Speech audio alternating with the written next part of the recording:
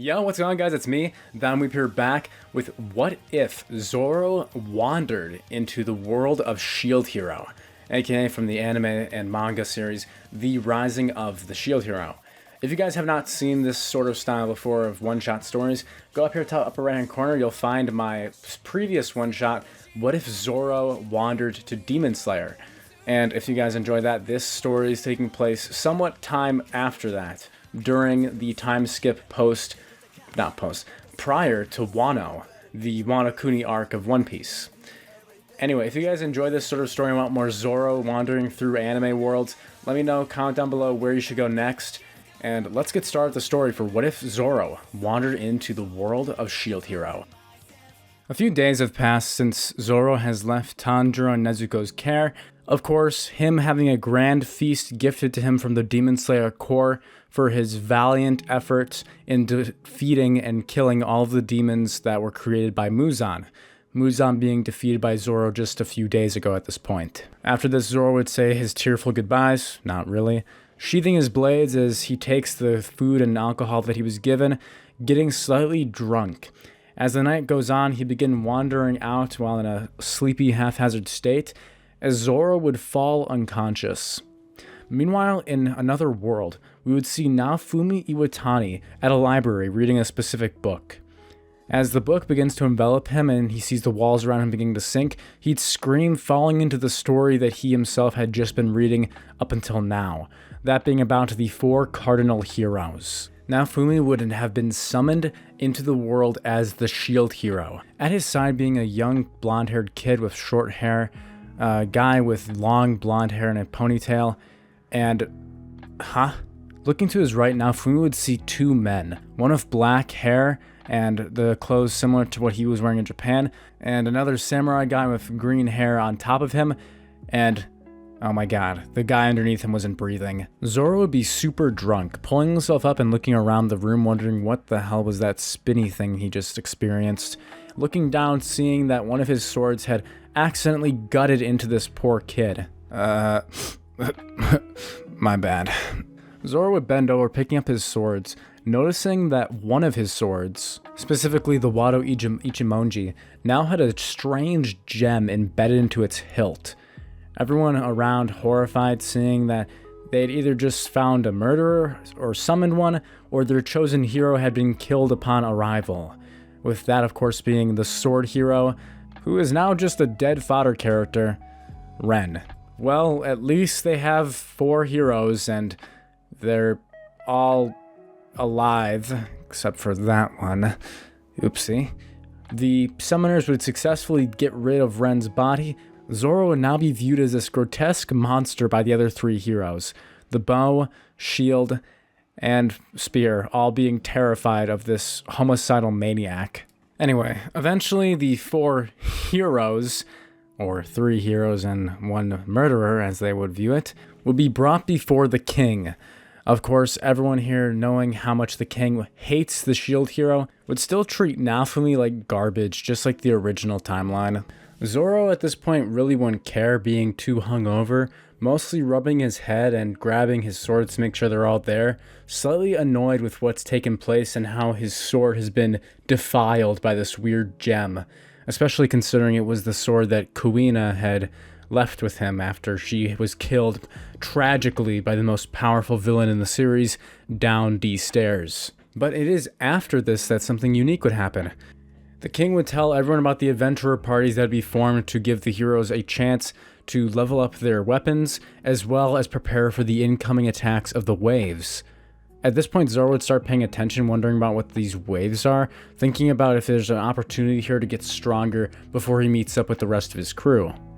The king would explain about the waves and why the legendary heroes were summoned, with all 4 of the cardinal heroes being required to push back the waves of catastrophe, an event that takes place every so many centuries in the world of Rising of the Shield Hero, and as we'll come to later understand, has other significance as well. Anyway, after this, the adventurers would choose who they want to party with, and surprisingly, Naofumi wouldn't be the only one who had no one picked. Zoro would have no one choosing to be on his team. The adventurers being intimidated by Zoro's aura, specifically the scent of alcohol wafting off of him. Well, one effect of this is that Naofumi doesn't feel as unfairly treated, asking the king in an annoyed voice why him and the sword guy don't have anyone on their teams, saying that they should just work together. Zoro would give him the sigh at this, wondering about if this guy really has any battle experience, wondering why he even needs to partner up anyway. Zoro would interrupt the king before he could say anything, saying that he doesn't need anyone's help, as he turns to walk out of the throne room. Before Zoro could leave, the king would quickly ask him to stop, saying, "Mighty sword hero, please wait.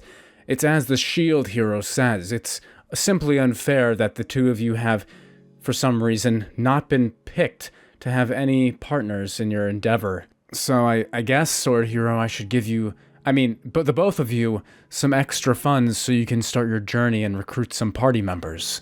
Zoro would turn, sticking his finger in his ear, saying that he already has a crew, and he doesn't need anyone else. Everyone would be surprised, wondering what this means, with Zoro turning back and grabbing the bag of cash, Naofumi having his handed to him as well, with Zoro thanking the king for the cash, and finally leaving the throne room before any of the other heroes. After Zoro departs, this would be when the adventurer Mine would offer to join the Shield Hero's party, once again taking the opportunity to pick on the Shield Hero, who already has a lot of hatred within the kingdom, versus the Sword Hero, who has a fair amount of followers already prior to Zoro's existence, much less his terrible attitude. This is where we'll be taking the spotlight away from Naofumi, with the events unfolding for the Shield Hero as they have in the original Season 1 and the novel or light novels. Now, focusing on Zoro after he leaves the court, Zoro will begin his adventure, as the king would say, with him heading out to scope out and see where he must have landed on his head, wondering if he's still anywhere near where he was fighting those demons just a few weeks ago. As Zoro wanders around, he would find a strange, flobby creature. This, of course, being a slime. Zoro would quickly pull out his Wado Ichimonji, slashing the slime in half, easily killing it as he'd hear a strange sound. Zoro would look down at his sword, looking at the gem as he focuses on it with his one good eye, the one that's not, sealed shut by the scar, and would see strange little numbers popping up with all these other symbols. What does that mean? As he looks at his skills category, he would notice that he has Master Swordsman, Observation, an Armament Hockey, as well as a question mark hockey. From there, Zoro would look more into this, wondering what happened to his sword, as he finds the skill tree and the other functions that all of the legendary heroes' weapons have. At this point, Zoro would actually start to get interested, wiping the grin off his face, as he's actually thinking this could be a good way to get stronger, wondering if there's any way that he can use this system to improve his strength and maybe become the strongest swordsman in the world, fulfilling his goal and hopefully defeating Mihawk, that guy who's barely even human. And so for the first night, Zoro would just slay monsters in an insane amount, coating his sword in hockey and obliterating them, moving faster than anyone at level 1 should really be able to. Of course, Zoro's level 1 being much higher than the rest of the heroes, considering what a beast he was before he was even summoned. Zoro already has weapons, and he doesn't really wear armor because it impedes his fighting style with the three-sword style, so he never tries to visit any weapons shop or discovers the feature of the copy weapon ability, not like he'd want to, with his sword, the Wado Ichimonji, already being saved as another type of weapon into the legendary swords gem. For those of you who haven't watched Shield Hero, I'll briefly explain what I'm talking about. Basically, it was explained towards the end of the first season by all the heroes that the legendary cardinal weapons have the ability to mimic any weapons that the user of the same type of weapon touches. Basically, if Zoro had the ability to take the sword with him back to One Piece, if he saw Mihawk's blade Yoru and was able to hold it, he'd be able to make a perfect copy and clone of the weapon imparted into his blade. This means that he could make copies of Shisui, Enma, all of his current blades, anything that he's holding, and be able to transform the former Wado Ichimonji, now the legendary sword, into that blade, which I think is a pretty cool power-up for Zoro, allowing him to tap into all of his past weapons that he's held, and I guess future weapons since this is pre-Wano Zoro, so I guess he would have Shisui with him still, so it would be Shisui, Santai Kitetsu, and Wado Ichimonji, which is now the sword with the gem in it. So he technically should be able to have and keep a copy of Shisui now, when he inevitably will return back to the crew in, a few months from now? He doesn't even know what time it is anymore, now getting even more lost than ever. As the night would draw on, Zoro would head back into town, now grabbing his money bag that was given to him out of his cloak? Robe? We're gonna go with robe. Zoro would grab his money out of his robe, heading back into town as he tries to smell where the best booze could be, finding a nice bar where he'd be sitting down and enjoying his meal, for once not having to guard his food worrying that Luffy would try and stick his hands in there or something. And as he feels the hefty amount of gold that was given to him, he'd be happy knowing that Nami, that demon, wouldn't be trying to steal his money from him. Though even he hated to admit it, he missed those guys. Even that chef made better food than this. The booze must be making me feel more emotional, huh? In the background, Zoro could hear a shrill laugh, turning his eye towards what he hears, seeing that red-haired lady who had joined the spear guy earlier. As he looks back, he would see, oh, it's that kid with the shield, huh? Zoro would look at him, the black-haired fellow, now enjoying a dinner date with this red-haired chick. Zoro would feel basically no haki from anyone in this world, giving him a huge advantage over people. Think Rayleigh in the pre-time skip era. But anyway, Zoro would be watching and he sees this woman carrying a sword at her hip. And just looking at her, he can already tell that she's not experienced with it pretty much at all. Her hands are so dainty they could break like glass. Anyway, Zoro would keep drinking, as eventually the two would head off for the night, Zoro noticing that the kid hadn't had anything to drink.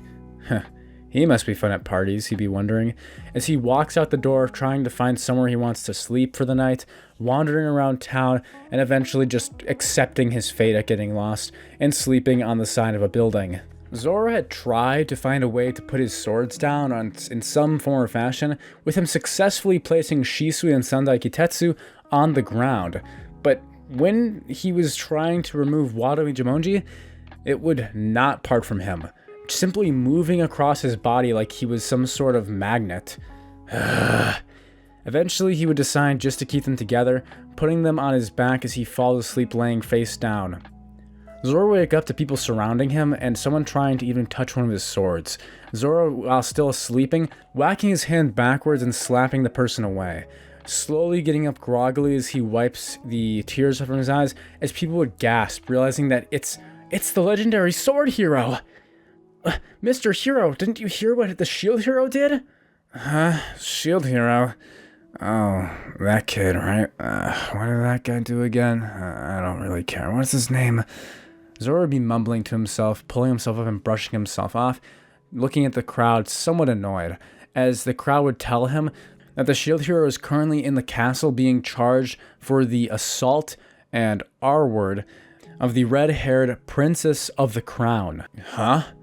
Princess? That?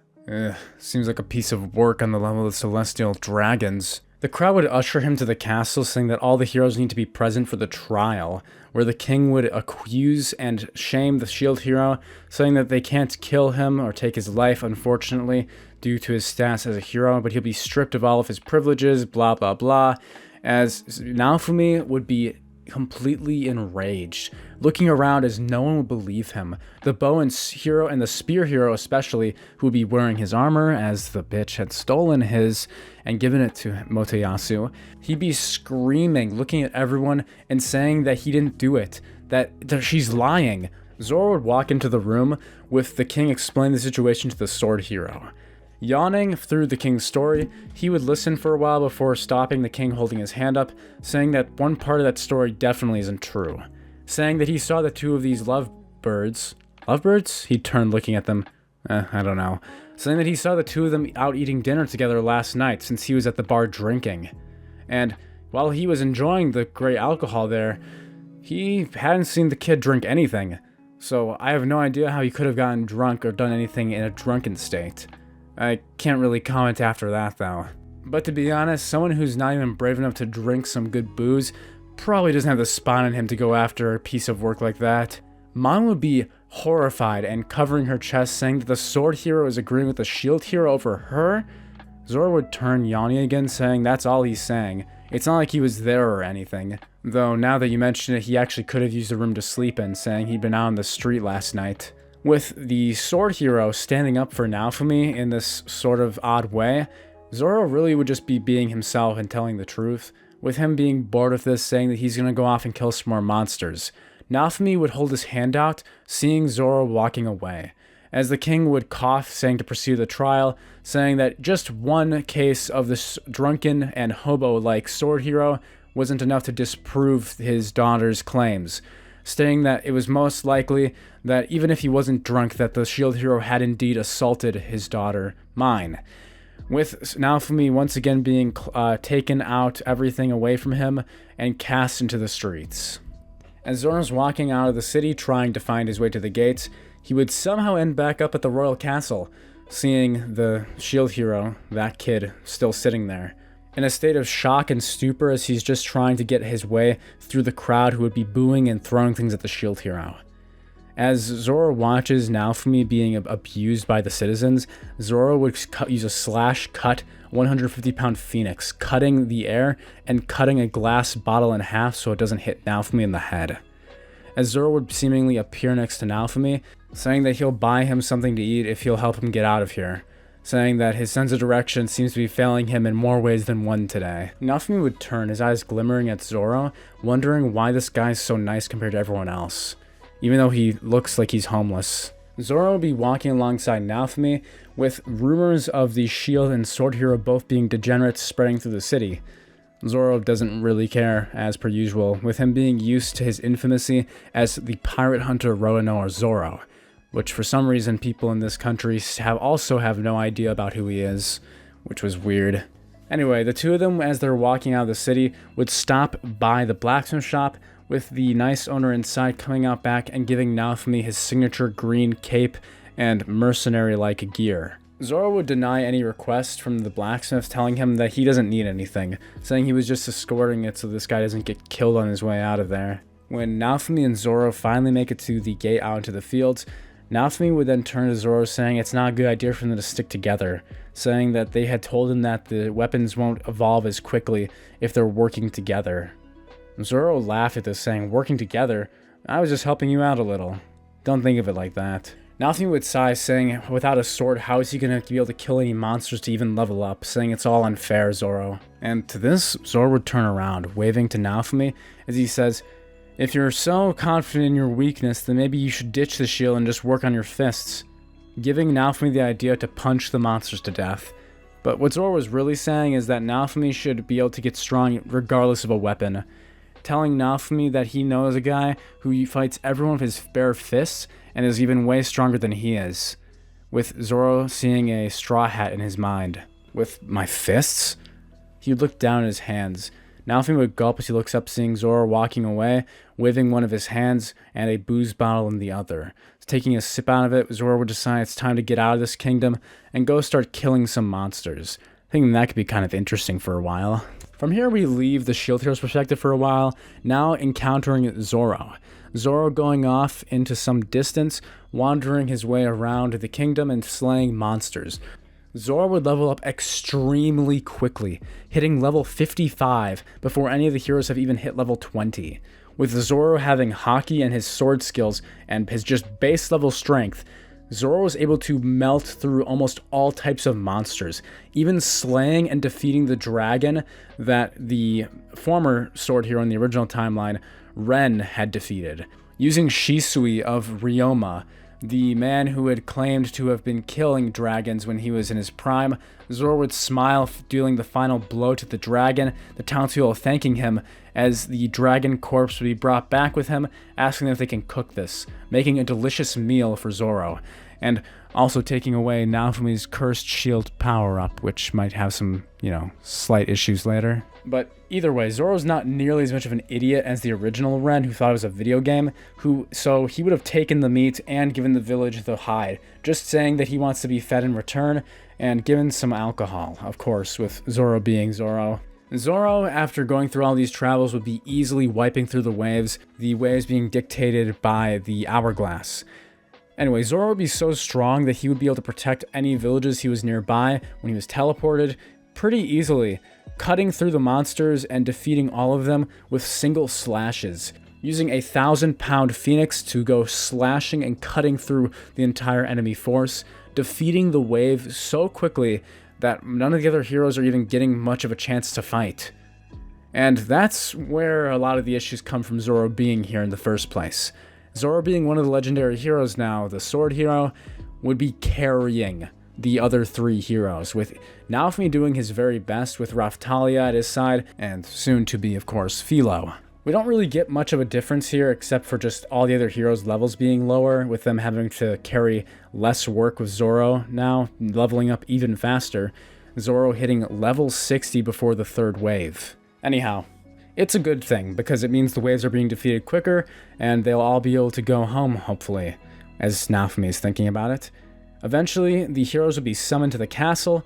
Zoro will be arriving, late, of course, asking for directions for getting to the castle, making it at the very last minute. In fact, so late that the fight between Naofumi and the spear hero Motoyasu over whether Raphtalia's freedom was something to be debated over would happen. During the fight, Zoro will be watching, seeing the skills of this kid, watching the shield hero as he works his way through with some impressive techniques. Still not using the curse shield or anything, of course, but being able to block most of the Spears hero's strikes, and even getting some good hits in, using the balloons to chew on his nuts and other areas. Naofumi would almost be winning, which would have the crowd in an uproar. So much so that this would be when Malty, aka mine, would try to cheat, trying to cast magic to attack Naofumi. But Zoro would see it before anyone else, and suddenly would flash into the battlefield, watching as he won't allow their duel to be interrupted upon his honor as a swordsman, coating his blade in haki and cutting the magic, completely deleting it with his haki. Naofumi and Motoyasu both be shocked, seeing Zoro seemingly teleport in front of them with his light-like speed. The king would demand why the sword hero is interrupting a sacred duel between 2 heroes, with Zoro looking up and pointing his blade towards the red-haired adventurer and his daughter, Malty, accusing her of interrupting the duel with a cast of magic. She would claim she did no such thing, with Zoro telling everyone that she's blatantly lying, asking if they'd really trust some random adventurer over a hero like him, basically using his own words against them. Zoro would say it's dishonorable to interrupt a duel between 2 warriors, telling her that if she does it again, then he'll cut her. I'm not as nice as that chef, you hear? This would give her the shivers as she'd back off, with Zoro leaving, jumping back up and climbing the wall back into the auditorium, as he then walks over next to Raphtalia, the girl he saw that Naofumi is partnered up with. Noticing the chains, this would remind him of back when the Saboti archipelago, when the celestial dragons would have slaves. Zoro would stand next to her, asking her if this is really something she wants. Zoro would remember everything they had gone through to save Connie, as well as the terrible things that had gone down at that slave auction house. With everything that had happened, Zoro wanted to make sure he was doing the right thing here. At least, that's how he saw it. Paying it forward, if you will. Raphtalia would swallow, looking up at the sword hero, saying that she doesn't mind, that she likes being Naofumi-sama's slave. Zoro would not really get it, being confused, asking if she just wants to be friends with him, then she doesn't need to be his slave. Raphtalia would explain that the slave crest is when she gets too scared to fight, telling Zoro about everything that had happened with her parents and how Naofumi had been the light to save her, saying that Naofumi doesn't use it to make her do anything she doesn't want to, unless it's something to save her life in battle. As such, another difference is that the shield hero would defeat Motoyasu, defeating the spear hero in a duel officially, with the king gritting his teeth, now beginning to feel some resentment to both the shield and the sword heroes. Raphtalia would cheer for Naofumi, the ceremony being over, Zoro making sure that they wouldn't pour any of that weird stuff to break the crest, per her request of course, telling her that if she so decides that she doesn't want to be a slave anymore, then he'll cut the chains off of her. Zoro giving her a pat on the head, saying that even if she wants this, it's not right for people who are friends to enslave each other. Naofumi would thank Zoro once again, saying that seriously, how are they the only reasonable people out of all of the heroes? Asking if Zoro's found anyone to partner up with yet. Zoro would sigh, once again telling Naofumi and reminding him that he already has his own crew, and there's no need for him to get anyone else, unless, of course, Luffy wanted to invite them. Luffy? Who's that? Zoro would sigh, saying, "My idiot captain," having a smirk on his face. The plot from here would continue on as normal, with the shield hero going off and getting stronger in his own way, meeting the Philolials and Philo, and of course the Philolial queen, alongside having the blue-haired crown princess joining his party, at least temporarily, while the spirit hero and mine would still be going after the shield hero, with the sword hero getting it next. But of course, none of their party or informants can even find Zoro, so there's no way to even go after him for the mockery that they made of them. As such, things would go normal until the hunt, where they claim that Naofumi has kidnapped the crown princess, the king requesting all of the other 3 heroes to join forces to capture and, if necessary, kill the shield hero. Zoro would give chase half-heartedly, really only in it for the award, and do as minimal as possible, barely even trying to fight, realizing that it's some scheme these two are cooking up again, with Malti and Motoyasu even challenging Zoro when he fails to capture Naofumi to a fight. The two of them trying to use magic to even defeat Zoro, Zoro would simply look at them, using haki as they feel chills covering their entire body. Zoro would tell Motoyasu to bring it, which, as he's unknowingly using right now, is Conqueror's haki. Motoyasu would piss his pants at Zoro's intense aura, the spear hero's party surrendering immediately, not even getting to fight Zoro. Zoro leaves disappointed in their cowardice, with the bow hero giving chase to him, asking Zoro if there wasn't something strange about how Iwatani was acting, saying that it didn't look like the princess was even captured. Zoro would sigh, saying he guesses so, with the bow hero then asking if Zoro would like to work with him together to investigate things into the church, thinking that there must be something else going on here, with why they're claiming Naofumi is a traitor and an enemy and all that. Zoro would be pretty bored by now, deciding that that sounds like something interesting he could do, going along with it and just figuring out what sort of secrets that church is probably hiding, thinking that they probably either have some really good booze or wine, or nothing. So, what the hell. He would go along with it, but interestingly enough, the church would not be targeting the shield hero first, with the shield hero not being the strongest of the 4 cardinal heroes who they're trying to replace and take over the kingdom's power. They would attack Zoro first, with both the bow hero and his party alongside Zoro being struck down by a divine light. Zoro would sense something, feeling his observation haki activate as he can feel a searing pain, turning towards the others and telling them to get out of the way. Zoro would turn, charging haki into his blades, knowing there's no time to dodge, as he uses 3-sword style, 3,000 worlds. As the beam of light would come crashing down, Zoro would use his haki, blocking with armament haki, cutting through the magic and the light, as the Pope and his followers would appear, with him wielding the weapon that's able to imitate the 4 cardinal weapons. Zoro would smirk, saying, "Finally," as he places the sword in his mouth with its gem, biting down as he wields his other 2 into his 3-sword style. And such a massive battle would occur, with the Pope trying to use the powers of all 4 of the cardinal weapons to defend himself against Zoro, but Zoro would just be playing with him, toying around as he's getting healed from the cathedral spell from his worshippers who are now beginning to pass out and die from the lack of magic. Zoro fodderizes this guy, not even needing the help of the other heroes, cutting the Pope's hands off, the weapon falling to the ground, as the Pope and the rest of the church has been defeated by Zoro, with the Queen and her group of shadows arriving merely days later. And with that, Season 1 coming to a close, with the Queen thanking the Sword Hero for his efforts, Zoro yawning and pretty much ignoring her. The MILF Queen, the Queen,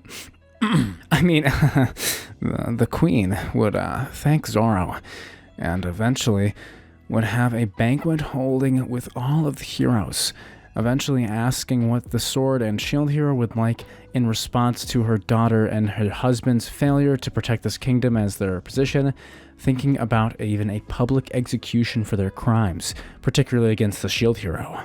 Zoro would be content with saying just some booze, as he honestly really has no desire to see them suffer, having just been existing so far, and so he would hand the punishment game over to Naofumi, giving him the choice to do whatever he wants as he's out of there.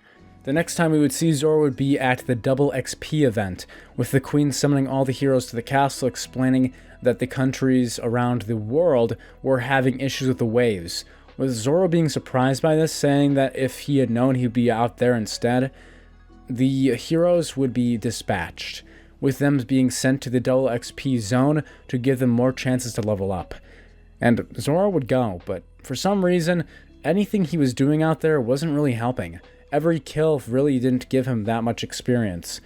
And that would be, of course, because in the last wave, where Glass had shown up and all of the monster things had gone down, he had completely one-shotted all those monsters and had almost killed Glass.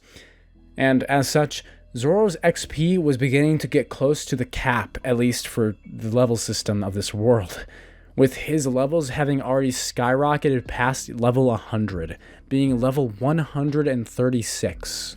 Zoro's stats would be slowing down with the system, basically being unable to garner enough XP to hit the level requirement to upgrade to the next level. It just being such an insane amount that he'd have to kill maybe 1 million slimes just to level up once. Due to this, Zoro would instead focus on training his haki, something that hasn't failed him in the past, and would decide to work on his swordsmanship as had been planned this entire time to begin with. The rest of the heroes would arrive, with Naofumi running into Lark and the diamond girl who he makes the gemstone for, who turns out to both of them be from the other world alongside Glass. With the next couple of days passing by per usual, and eventually the Dragon Hourglass ticking down, with the waves being given off in the special experience zone, Zoro would have a smile on his face fighting on ships as he jumps from ship to ship across the ocean, using his experience as a pirate to basically decimate this wave. The 4 heroes would be fighting off everything as best as they can, with Lark fighting Naofumi, who still doesn't have the curse series set or anything like that. So as such, Naofumi is instead using the Philolial Queen's shield instead that he was given with the feather back in towards the beginning of season 1 and I guess the middle half. But still, Naofumi is weaker than Lark and his partner, with Zoro having to step in to save Naofumi in Raphtalia's place. Raphtalia would be amazed at Zoro's swordsmanship, seeing the green-haired man easily clash against the Scythe hero with minimal effort. Lark and the other heroes from the other world being pushed back through the wave as it's been defeated and the end of season 1 comes to pass, with the heroes summoned to share about their knowledge, all 4 asked to tell the others about how they become powerful. All 3 of the shield, bow, and spear would look to Zoro, wondering how he's grown past them so quickly. Zoro would just shrug, saying that when they'd all been summoned to this place, he'd been much stronger than them all from the beginning anyway. Basically saying that all 3 of them were just trying to catch up to him at this point. But essentially the end of season 1 would come to pass, and eventually season 2 coming. With the event of season 2 being the world tortoise that awakens and the heroes have to combine forces to kill it. Once again, my namesake, Kyo. Except he's a total creep and I would never associate with him. But anyway, Kyo would eventually send Naofumi and his party to the other world where he gets trapped in that prison with the fishing rod survival hero. There's a bit of finagling here and there. Zoro would get sent back to the One Piece world by Kyo, who would use his world-crossing powers to return Zoro. Zoro, during the middle of the fight, disappearing and never being seen again, seemingly being killed as the sword hero. Even Kyo has no idea where he was sent, having just sent him off somewhere random in space. And with this, Zoro would finally make it back together with his crew, appearing in Wano as he says, "Luffy," with a smile growing on his face. And now Zoro has the abilities that he's gained as the legendary sword hero, finally returns home and meets back up with the Straw Hat Pirates. If you guys enjoyed What If Zoro Wandered to Shield Hero and want more content like this, as I mentioned at the beginning of the video, you guys can go back to What If Zoro Wandered to Demon Slayer, which was where Zoro prevented some certain events and also deleted Muzan Kibutsuchi before his arrival in the Shield Hero universe. Please consider dropping a like and a subscribe if you want to hear more of my voice. If not, that's totally cool, I understand. And I'll see you guys in the next one. Alright, bye.